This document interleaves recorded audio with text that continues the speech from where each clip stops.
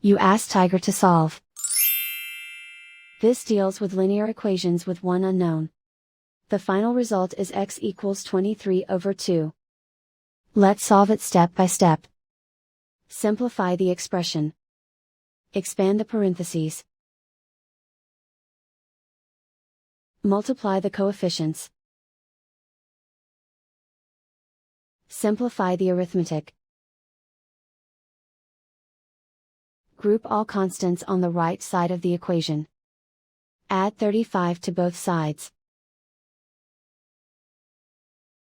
Simplify the arithmetic.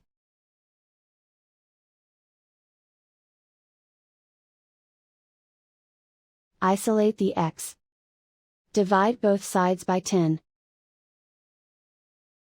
Simplify the fraction. Find the greatest common factor of the numerator and denominator. Factor out and cancel the greatest common factor. And so the final result is x equals 23/2.